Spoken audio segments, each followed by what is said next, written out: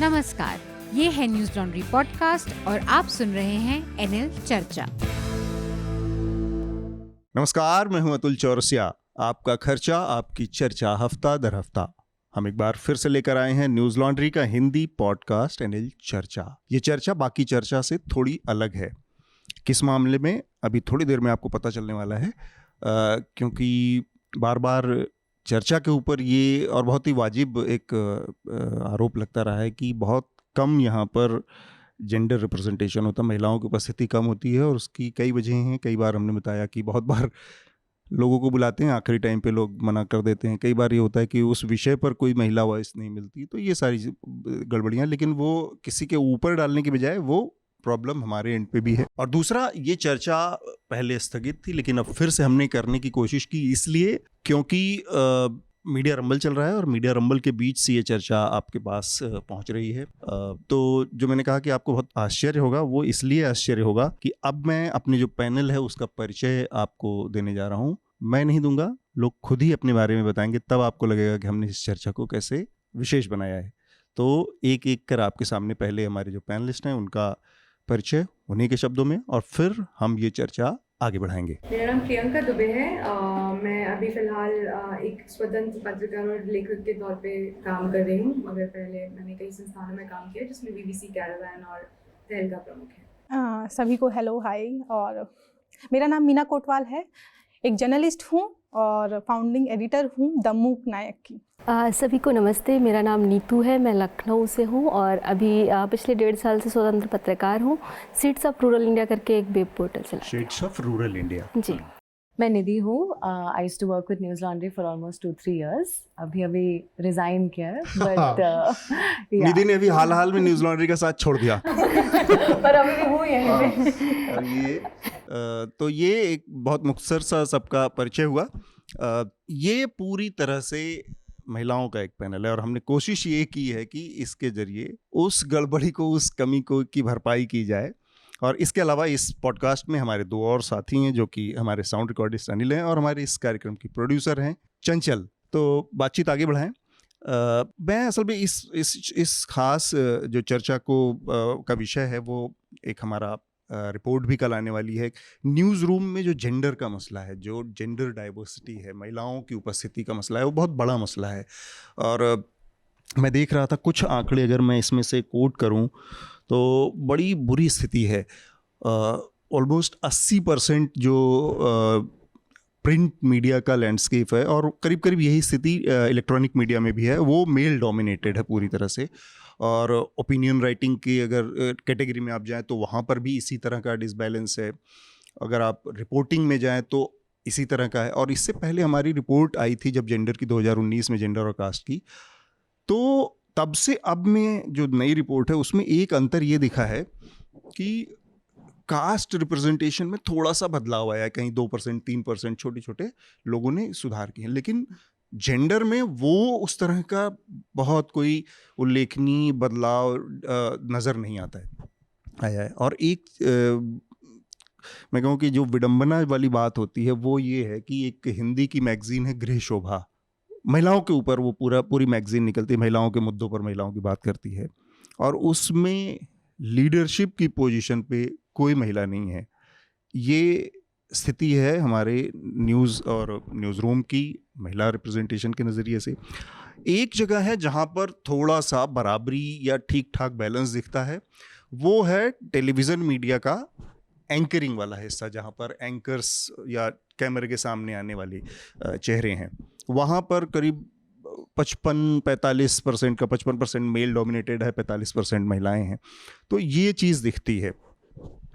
तो हमारी बातचीत का एक तो ये मुद्दा कि जिस न्यूज़ रूम में इस तरह की डाइवर्सिटी का अभाव है, वहाँ पर काम करने की क्या चुनौतियाँ हैं, और उसके अलावा एक महिला होने के नज़रिए से फील्ड में क्या दिक्कतें हैं, फील्ड में काम करने की क्या चुनौतियाँ हैं, और रिपोर्टिंग की अपनी क्या दिक्कतें हैं, उन सब पे। हाँ, तीसरा इसका हिस्सा है सोशल मीडिया की, जो सोशल मीडिया पर जो अटैक है या वहाँ पर जो स्टॉकिंग है या वहाँ पर जो अब्यूज़ है। तो दो तरह से, मतलब महिला होने का अपना एक अलग वहाँ पे डिसएडवांटेज है कि लोग बहुत उससे आते हैं जिनके अपने प्रिविलेज उस क्लास से आते हैं या उनके अपने फिक्स नोशन है लोगों के, तो वो बहुत आसान शिकार समझते हैं महिलाओं को। तो इन चुनौतियों को लेकर मैं सारी बातचीत यहाँ पर करने वाला हूँ। कोई बहुत कंटेम्प्रेरी हफ्ते की, जैसा कि चर्चा का फॉर्मेट है, वो मुद्दे जो हफ्ते भर विषय रहे हैं चर्चा को, उस पर बात होती है, उससे अलग हटके। सबसे पहले प्रियंका। अतुल, आपने बहुत ही ये इम्पॉर्टेंट क्वेश्चंस उठाए, और मैं मतलब सबसे पहले जो मुझे बहुत याद आता है, बड़ा स्ट्रॉन्ग मेमोरी है मेरी, वो मैं शेयर करना चाहूँगी। मुझे लगता है जो मेल एक्सपीरियंस से बिल्कुल अलग हटके होगा, वो ये था कि मैं एक बार इस उदाहरण से मैं इलस्ट्रेट करूँगी जो मैं कहना चाह रही हूँ। पॉइंट ये कि मैं एक बार एक बुंदेलखंड की एक रिपोर्ट करने गई थी, और वहाँ पर मुझे एक ऐसा टाइम आया जब मुझे I was pursuing a story, और उस दौरान मुझे एक अजीब से थ्रेट कॉल्स जैसे आने लगे, और मुझे अननोन नंबर से, फिर अलग अलग नंबर से चेंज करके कॉल्स आने लगे, और मैं काफ़ी परेशान हो गई। मैं उस रिपोर्ट को करके आई और घर आई, तब तक भी मुझे वो कॉल्स आते ही रहे, और वो मैं I was chasing a source, उस ड्यूरेशन में वो मुझे कॉल्स आ रहे थे। अब मैं क्योंकि बहुत छोटी भी थी उस समय, आई वॉज स्टार्टिंग आउट, और मुझे इतना मुझे कॉन्फिडेंस नहीं था कि मैं अपने घर वालों को ये बात बताऊँ, क्योंकि मैं अपने घर पर इतनी डोमेस्टिक बैटल्स ऑलरेडी लड़ चुकी थी। मेरे घर से बिल्कुल सपोर्ट नहीं था मेरे रिपोर्टिंग को लेकर, और घर पर सबको इतना नाराज़ करके मैं ये काम करने आई थी कि मुझे लग रहा था अगर मैंने उनको बताया और एफआईआर जैसी कोई सिचुएशन आती है तो वो मुझे घर बैठाएंगे और मुझे पे बहुत प्रेशराइज करेंगे कि मैं घर बैठ जाऊं, मुझे कोई सपोर्ट नहीं करेगा। और मुझे ये भी कॉन्फिडेंस नहीं फील हो रहा था तब अपने न्यूज़ रूम में भी कि अगर मैं बताऊंगी तो, क्योंकि मैं शुरू ही कर रही थी and I was starting out, और it was a big cover story, तो मुझे लग रहा था कि ये भी बोलेंगे इससे तो होगा नहीं और फिर मुझसे वो काम ले लिया जाएगा, हो सकता है मुझे इस योग्य या इस लायक ना समझा जाए। तो कई बार हम इतने डरे क्योंकि हमें कोई सपोर्ट नहीं होता। बहुत सारी हम सबसे बड़ी जो बैटल्स हैं वो डोमेस्टिक बैटल्स होती हैं जो हम घर में लड़के, मेरी सबसे बड़ी बैटल्स मेरी डोमेस्टिक बैटल्स रही, जब मैंने अपनी फैमिली से और अपने पेरेंट्स और सबको बहुत ग्रीव बैटल्स जो बहुत बुरी हो जाती हैं, हो गई थी एक पॉइंट पे, वो लड़ी। और आपको इतना कॉन्फिडेंस, क्योंकि आप पे ऑलरेडी इतना शक किया जा चुका होता है कि पता नहीं लड़की केपेबल होगी या नहीं होगी, तो आप ऑफिस में भी इतना कई बार अब जाके बहुत very late in my career मुझे ऐसे, क्योंकि जब मैं इतना प्रूव कर चुकी थी तो उतने सेफ स्पेसेस अब तो मिल नहीं थे, क्योंकि वो ऑलरेडी एक प्रूव आपका ट्रैजेक्टरी प्रूवन है। मगर जब आपको सबसे ज़्यादा ज़रूरत होती है, जब आप शुरू कर रहे होते हो, तो आपको इतना डर लगता है कि आप किसी से बता नहीं पाते कि यार मुझे ऐसे कॉल्स आ रहे हैं, मुझे डर लग रहा है। और तब मुझे उस दौरान है वो बना वो रिपोर्टिंग, तो जब मैं भोपाल में गाड़ी से चलाती थी तो मुझे कई बार ऐसा लगा somebody is chasing me constantly to my home। और फिर भी मतलब मैं ये जो शेयर करना चाह रही हूँ वो ये कि मैं इस ट्रॉमा से कम 1.5 महीने तक गुजरती रही, बट मैं ये करेज नहीं इकट्ठा कर पाई कि मैं किसी से शेयर करूँ ये बात। तो ये चीज़ चेंज होनी चाहिए। हमें एक सेफ स्पेस देना होगा घर में भी और ऑफिस में भी, जहाँ पर लोग कॉन्फिडेंट फील करें कि अगर वो कोई ऐसी चीज़ बताते हैं तो उनको सपोर्ट किया जाएगा, उनको क्वेश्चन नहीं किया जाएगा उनके क्रेडेंशियल्स को कि तुम्हारी कैपेसिटी में डाउट है। नीतू, यहाँ पर प्रियंका हैं, मीना हैं या फिर निधि हैं, इन लोगों को थोड़ा थोड़ा एक किस्म की इम्यूनिटी भी है कि आप एक इंटरनेशनल ऑर्गेनाइजेशन में काम कर रहे हैं या फिर आप दिल्ली में काम कर रहे हैं, उसकी एक इम्यूनिटी, एक सुविधा होती है। या फिर आप लखनऊ में काम कर रही हैं, रूरल रिपोर्टिंग कर रही हैं, बड़ा मुश्किल है रूरल रिपोर्टिंग कई मायनों में देखा जाए। यहाँ से, जैसा कि अभी थोड़ी देर पहले बात कर रही थी प्रियंका, कि यहाँ से आप 70, 80, 90 किलोमीटर बाहर निकल जाइए इस दिल्ली की चौहद्दी से, फिर आपको समझ में आता है कि भारत कैसे लोगों से बिहेव करता है, वो अपनी महिलाओं से कैसे बिहेव करता है, वो अपने बुजुर्गों से कैसे बिहेव करता है, वो अपने बच्चों से कैसे बिहेव करता है, वो अपने दूसरे रिलीजियस कम्युनिटीज़ के साथ कैसे बिहेव करता है।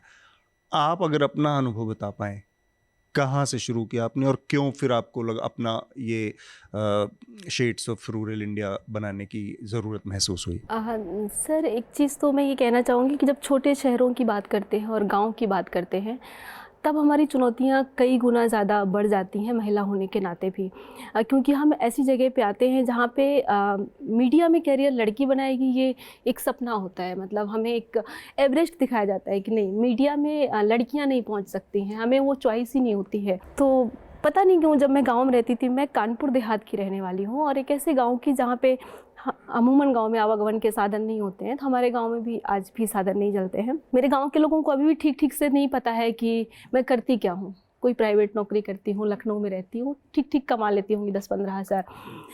तो उनको समझा पाना, एक तो हम अपने घर से फ़ाइट करके, अपनी सोसाइटी से फ़ाइट करके किसी ऑर्गेनाइजेशन तक पहुँचते हैं, पर हमारे मन की जो पीड़ा है, जिस सोच के साथ हम जर्नलिज्म में आते हैं, वो कहीं ना कहीं हमारे मन में हमारे घरों से पनपती है। और हम जब आगे तक आ पाते हैं, एक टाइम के बाद हमें लगता है कि अगर हमने इतना फाइट की है और हम यहाँ पे पहुँचे, इसलिए पहुँचे क्योंकि हम उनकी आवाज़ उठा पाएंगे जो मैंने फेस किया है। पर एक टाइम के बाद हमें वो मौके ही नहीं दिए जाते, हमारे मौके वो छीन लिए जाते हैं। तो हमारे अंदर की जो पीड़ा है वो फिर धीरे धीरे दर्द होता है, फिर वो हम कह सकते हैं कि ज्वाला में तब्दील हो जाता है, हमें बुरा लगता है। फिर हमें लगता है कि क्यों ना हम कुछ करते हैं, अपना करते हैं। पर मुश्किल होता है कि एक तो आपने एक ऐसा फील्ड चुना है जो आपकी फैमिली को या आपकी सोसाइटी को स्वीकार नहीं है, और दूसरा आप एक ऑर्गेनाइजेशन के साथ भी फाइट कर रहे होते हैं कि आपके मुद्दों को, आप जिनके लिए आपने ये पढ़ाई की है, जिनके लिए अपनी कैरियर बनाना, उनको आप नहीं रख पा रहे हैं। और आपको डेली डेस्क पे बैठ के वही एक स्टोरी करनी है, 2 स्टोरी में जो टारगेट दिया जाता है।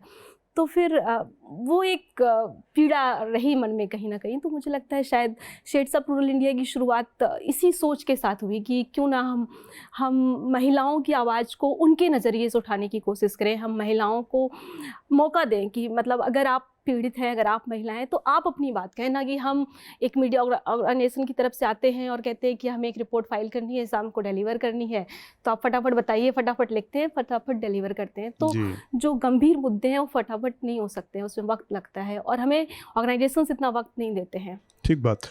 मैं या फिर मेरे जैसे वो तमाम लोग इतनी लेयर्ड चुनौतियों को लिहाज से अगर देखें तो वो महसूस भी नहीं कर सकते या उसकी ग्रेविटी का अंदाज़ा नहीं लगा सकते। इन 2 लोगों की बातचीत में घर से एक चुनौती रहती है कि वहाँ पर रिस्ट्रिक्शन है, उनसे लड़के निकलना है।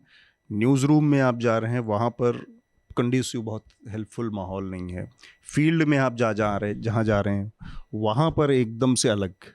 निधि, आपने बहुत एक्सटेंसिवली कवर किया इस बीच में, यूपी खासकर कवर किया आपने, जेंडर से जुड़े तमाम मुद्दों को कवर किया। आप अपना एक्सपीरियंस अगर बता पाएँ कि बतौर महिला होने के नाते या वुमेन रिपोर्टर होने के नाते वो दिक्कतें जो अगर कोई पुरुष रहता तो शायद उसके लिए आसान हो जाती, या फिर इसका उल्टा भी कर सकते हैं कि कुछ चीज़ें उसकी वजह से आसान भी हो गई हों।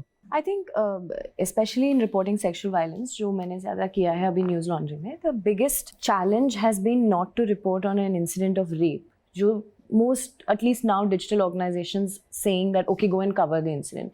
It is the follow-up that I struggle with. You know, even हमारे न्यूज़ लॉन्ड्री में we've had a lot of conversations कि ठीक है Hathras, nothing has changed in 6 months, तो फिर से हम वही रिपोर्ट क्यों लिखेंगे? So the biggest challenge for me has been to continue reporting on it because the story is not over. एक extraordinary act of violence हो गया, पर जो justice system में जो violence है, the delays, what happens when the family has to deal with it and the women in the family. जैसे for example in Hathras case, this whole incident has happened in front of her 3 young nieces who are now growing up around 40 CRPF men looking down at them every moment of the day. 8 CCTV cameras looking at them. They can't go to school, they can't play with the other kids in the village. So there is an effect that this also has on the family, and a lot of times I have genuinely felt that a lot of times in rape case happens, the biggest, it's very dark, but I felt like sometimes if the victim actually passes away, she doesn't then have to, deal with all of this. You can see the father's narrative changing, you see the brother's narrative changing, you see how the society looks at you after that. People are worried about you getting married. So sometimes I've often felt that maybe, if she passes away, at least that rest of the judicial delay ka pain hai, jo, ultimately what would justice mean? Like, if you talk to the father of the Hathras family, every time I go there, he asks me, how long did it take for Nirbhaya to get justice? And then his question is, even if the court tomorrow says that, okay, my daughter was raped, if my neighbors don't believe it, what is the point? How do I continue living in this situation? And I have found the biggest challenge to be that when rape happens, yes, we go talk to the mother. But after that, it's always the male members who then have this narrative, ki yahi ho gaya. And even the women, even as a reporter, if you try, I have often felt that there is a narrative that the men have told. That, okay, this is what has happened to us.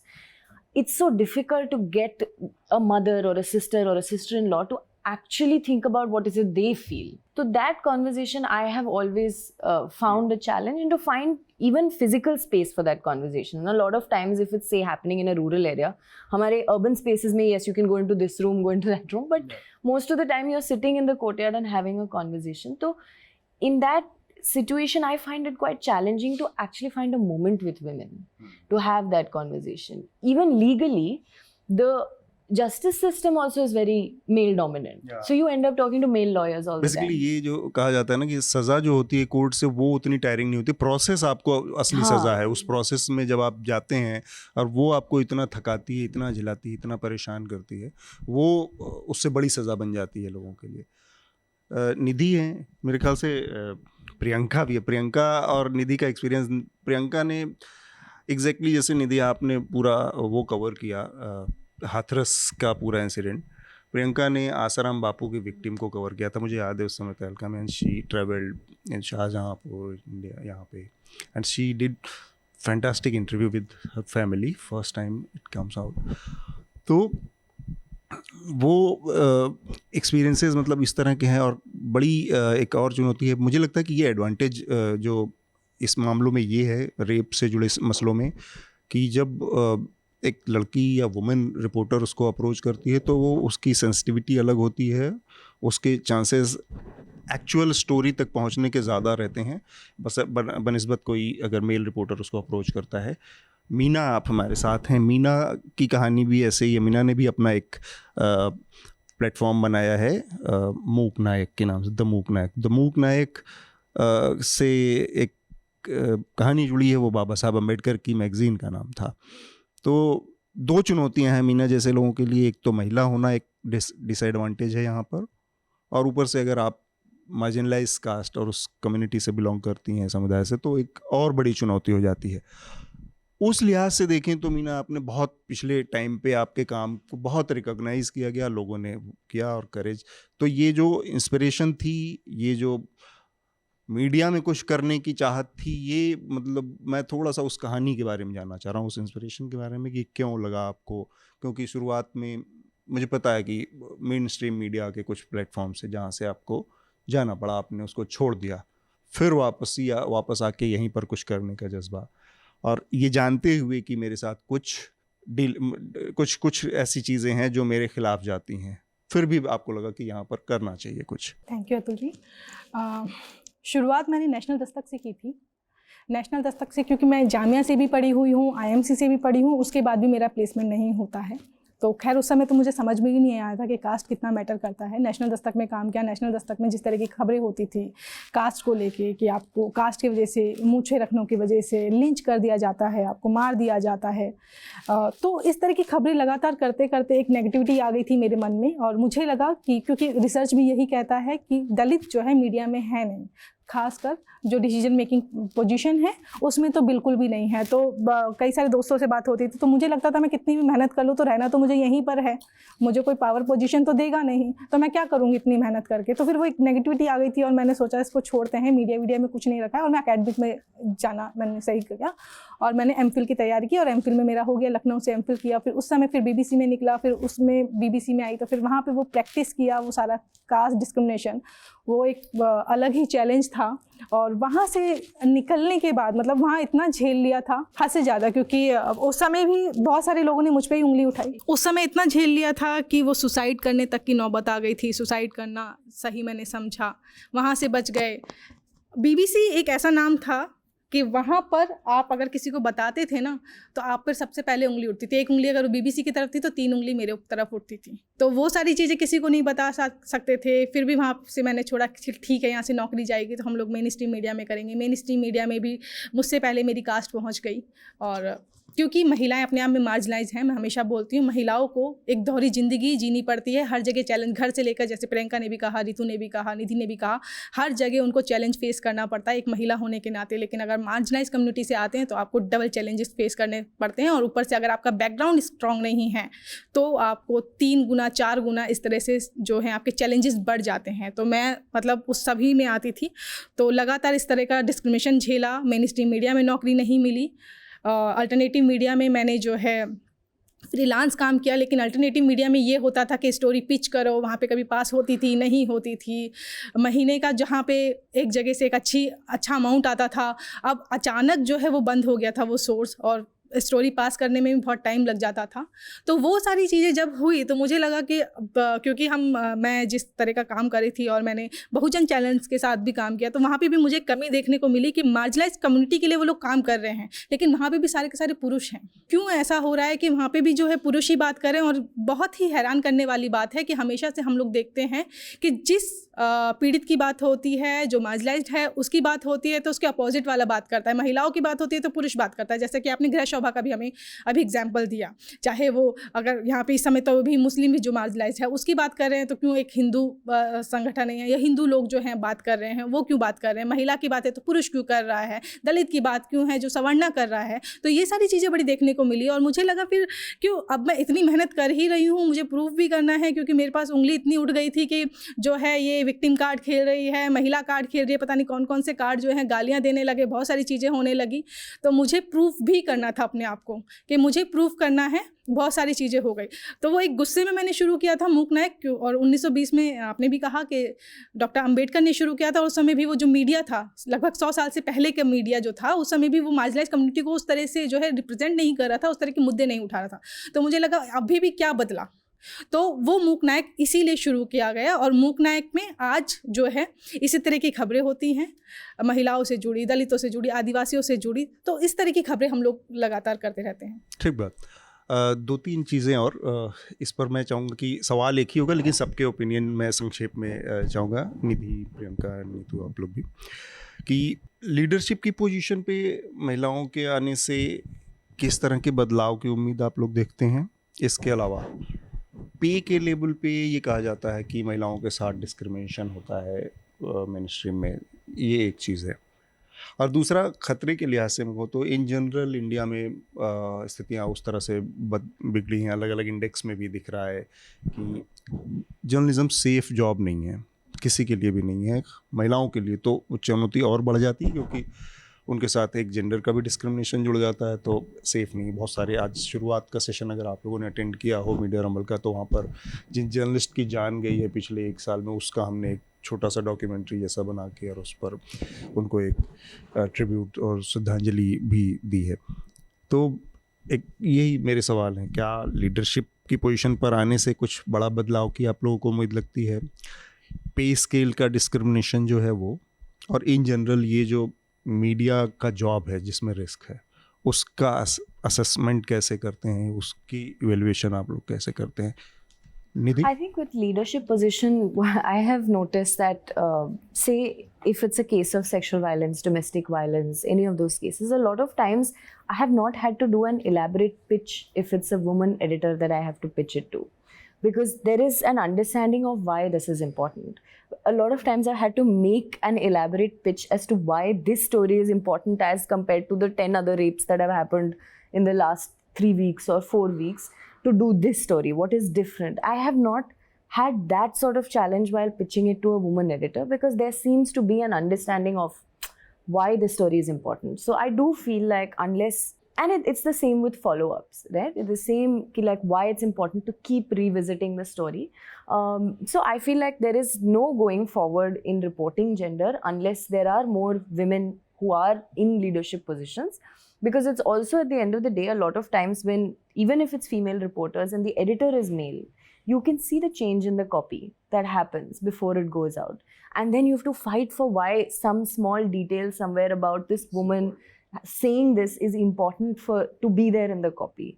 So I also feel like editorially, if there are no women, it doesn't make that much difference if you have women reporters. Apart from that, in terms of challenges on field, I feel like I come from a very privileged position of being upper caste, of coming from Delhi. So when I go to report, a lot of times I feel like the only thing I can do is really pay attention and listen. You can speak in English also. It's proof कि उनके advantage में जाता है rural में. So I use it as an advantage that I don't know Hindi, so people will break it down. कि मैं समझ सकती हूँ, so I tell them कि my Hindi is not very fluent, so then they break it down for me, which also helps because I'm not from North India and I'm not from this area. So when it's broken down, I have a better understanding of. Actually depend करता है situation पे ना, कि कब ये आपके लिए advantage बन सकता है, प्रिविलेज हाँ। होता है, और कब आपके लिए ये उल्टा भी पड़ सकता है कि just because of this you could be on receiving end also. Yeah, I mean, I have also got that कि how can you not know Yeah. Hindi? How can you not speak Hindi? या नहीं तो आपका experience मुझे ऐसा लगता Leadership और है जी मुझे ऐसा लगता है कि अगर एडिटर फीमेल होंगी तो निश्चित रूप से बदलाव देखने को मिलेगा। और जो मैं एक बड़ा बदलाव देख पा रही हूँ और सुबह के सेशन से अभी तक जितना मैं सुन पा रही हूँ, मैंने एक चीज़ देखी है कि जब हम रेप जैसी खबरों की हेडिंग पढ़ते हैं या कोई जब छोटी बच्ची सड़क पे हमें मिलती है तो होता है ना कि एक निर्मोही माँ ने दूधमोही बच्ची को फेंका, एक प्यार प्रसंग में, प्रेम प्रसंग में धोखा मिला, तो मुझे लगता है शायद हम इन हेडलाइन से बच पाएंगे। ये हेडलाइंस हमें बहुत तकलीफ ये देती बड़ी हैं। इंपॉर्टेंट बात है कि हमें- आप अपने शब्दों से कैसे जाने अनजाने जो भी एक तरह का वायलेंस करते हैं, वो भी बहुत महत्वपूर्ण चीज़ है. जी, तो मुझे लगता है कि ये चीज़ एक चेंज हो पाएगी। दूसरी मैं मैंने खुद भी रेप पे, सर्वाइवर्स पे काफ़ी स्टोरी की है, बलात्कार के बाद एक सीरीज की है, काफ़ी अनुभव रहा है हमारा लंबा रेप सर्वाइवर्स के साथ। मुझे एक चीज़ हमेशा तकलीफ देती है, जो हमें लगता है कि हम मेल एडिटर को समझाने में हमें मुश्किल का सामना करना पड़ता है, वो ये कि हम बहुत बायस्ड हैं चीज़ों को लेके। अच्छा, उसके साथ रेप हुआ तो उसके साथ प्रेम प्रसंग था, उसके साथ अफेयर था। अभी आप लखीमपुर की घटना ले लीजिए, बहुत सारे हैं. अभी आप लखीमपुर की घटना ले लीजिए जिसमें एक बच्ची की डेथ हुई है, 2 बच्चियों की डेथ हुई है। तो हम उसकी रिपोर्टिंग करने गए थे, 2 दिन हम वहाँ पे रहे, तो ये आवाज़ें हर रिपोर्ट्स में आ रही थी। हमें कोई ऐसी ग्राउंड रिपोर्ट पढ़ने को नहीं मिली। इतने बड़े बड़े मीडिया हाउसेस वहाँ पहुँचे जिन्होंने एक ऐसी रिपोर्ट दी हो जहाँ मेरे सारे सवालों के जवाब बतौर जर्नलिस्ट मुझे मिल गए हों। और मैं क्योंकि इंडिपेंडेंट काम करती हूँ, मैंने जिस मीडिया ऑर्गेनाइजेशन के लिए रिपोर्ट की, उन्होंने हमारी रिपोर्ट पब्लिश ही नहीं की। तो ये हमारा मलाल है कि मतलब एक रिपोर्ट पे हमने 2 से 3 दिन लगाया और उसको 3-4 हज़ार शब्दों में लिखा, वो पब्लिश नहीं हो पाई क्योंकि हम इंडिपेंडेंट काम करते। अगर वही फीमेल रिपोर्ट एडिटर होती तो शायद हम उसको उसकी गंभीरता को समझा पाते कि इसमें क्या क्या मिसिंग पॉइंट है। और हम बार बार यही कह रहे थे, एसपी बार बार यही बयान दे रहे थे कि वो लड़कियाँ उनकी अपनी सहमत से गई। हम तो रोज़ सहमत से जाते हैं लड़कों के साथ रिपोर्टिंग करने, सहमत से गए तो क्या हुआ? तो हत्या वहाँ पर हत्या हो जाएगी वहाँ पे, बलात्कार कैसे हो जाएगा? तो ये जो ब्रेक, ये ना, मुझे ये ब्रेक करना, मतलब मैं चाहती हूँ ये ब्रेक डाउन अगर होगा ना, मतलब अजीब सी, मतलब बहुत अजीब सी ये मतलब कहानी है कि आप हमारा जो सिस्टम है उसके ऊपर भी तमाचा है कि एक आदमी जो कि देश की सबसे टॉप क्लास की एग्ज़ाम पास करके आया, उसकी सेंसिटिविटी का लेवल ये है कि वो इन चीज़ों में भी क्राइम की जो क्राइम है एक्चुअल उसको आइडेंटिफाई नहीं कर पा रहा है। और कहीं दूसरी तरफ से उनकी तो सोचिए कि अधिकारी तो अपनी बात कह रहे हैं, लेकिन मीडिया कितना रिस्पॉन्सिबल है कि हम उसको कोट कर रहे हैं। एसपी ने कहा, हम कितनी मीडिया संस्थानों की मैंने हेडिंग्स देखी कि एसपी ने कहा कि वो अपनी सहमति से गई, एक अलग खबर लगाई गई, यानी उस खबर को हमने महत्ता दी, उस बयान को हमने वरीयता दी। एसपी लगातार मिसबिहेव कर रहे हैं और हमने उसको हम कोट कर रहे हैं। मतलब ये एक दुर्भाग्य है। तो हम ये चेंज देख पा रहे हैं, सैलरी तो बढ़ेगी, डेफिनेटली बढ़ेगी, लेकिन हमें जो हम बड़ा चेंज देख पा रहे हैं, ये चेंज मुझे चाहिए, मतलब मैं देखना चाहती हूँ आने वाले समय में। प्रियंका, मतलब ये जो बात कह रही हूँ उसमें मैं बस थोड़ा सा जोड़ना चाहूँगी कि ये पेट्रियार्की की तरफ इंडिकेट कर रही है कि पेट्रियार्की जो पितृसत्ता समाज की तमाम परतों में फैली हुई है, वो इस तरीके से कई बार मैनिफेस्ट करती है। जैसा आपने एक उदाहरण दिया, मेरे साथ तो ये मेरे अनुभव रहे कि मैं इतनी बार जब जाते हैं स्थानीय पत्रकारों के साथ जाते हैं, घूमते हैं, काम करते हैं, मैं अंदर रेप सर्वाइवर का इंटरव्यू कर रही होती हूँ और बाहर वो मेरे फोटोग्राफर को समझा रहा होता है कि भाई गई तो अपनी मर्जी से थी। मतलब आप ये इतनी बार हुआ है। और ये मतलब, और साथ में बांदा या हमने हरियाणा, यूपी में इतनी जगह हम गए, इतने सारे स्थानीय पत्रकारों, वो हंसते रहते हैं, कभी पान चबाएंगे उसने, लेकिन उनका बहुत आ रही हैं इनसे मिलने के लिए, बहुत उड़ रही हैं। मतलब वो पूरा सेक्सिज्म मुझे कई बार लोकल स्थानीय पत्रकारों में भी मैनिफेस्ट होता हुआ मुझे दिखा है। तो वो अधिकारी को उनको ये इतनी सेंस नहीं थी कि अधिकारी को क्वेश्चन करें। एसपी ने बोला तो सहमति, तो मर्डर के लिए तो सहमति नहीं दी थी, सहमति से गई होंगी यहाँ तक, ये तो नहीं कहा था कि मार डालो मुझे या मेरा रेप करो। मतलब उस चीज़ को किसी ने क्वेश्चन नहीं किया, वो सेंसिटिविटी नहीं है। तो ये चीज़ एक चेंज आएगा। दूसरा एक जो इम्पॉर्टेंट बात मैं यहाँ हाईलाइट करना चाह रही थी, कई बार जब बड़ी रिपोर्ट्स होती हैं, जब हम चाहते तो हैं, हर कोई चाहता है बड़ी रिपोर्ट हो, लेकिन उसमें जो निवेश होता है उसमें कई बार जब विमेन जर्नलिस्ट होती हैं उसको लेकर बहुत ज़्यादा मतलब हेजिटेशन देखा जाता है, क्योंकि अब मैं अगर एज अ विमेन जर्नलिस्ट अगर मैं जा रही हूँ तो जब तक आपने बोल दिया कि आप इतनी बड़ी इन्वेस्टिगेशन करो या फॉर एग्जांपल आप आसाराम पे आपने बहुत बड़ा कोई कवर स्टोरी करना है तो उसके लिए आपने फंड आपने दिया ज़रा सा, बहुत ही न्यूनतम या रिपोर्टिंग फंड दिया। अगर कोई विमेन जर्नलिस्ट जा रही है उसको मिनिमम एक छोटा सा कमरा तो किराए पे लेना ही पड़ेगा। अब आप ये नहीं कह सकते कि तुम अपना जो पर्सनल वो है पब्लिक जो सोशल कैपिटल है, पर्सनल रिलेशन है, मित्रों के यहाँ रुक जाओ, यहाँ वहाँ रुक जाओ, तो जो छोटे से 2-3 हज़ार का 4 हज़ार का आपने मिनिमम आपने कमरा भी किया तो उसके लिए भी नहीं, इनको हर जगह मतलब इनका जाती है तो बजट बढ़ जाता है। तो मतलब ये जो आप एक लाइबिलिटी की तरह देखते हैं और विमेन रिपोर्टर को फील कराते हैं कि तुम लाइबिलिटी हो, तुम जाती, तुम पे खर्चा ज़्यादा होता है।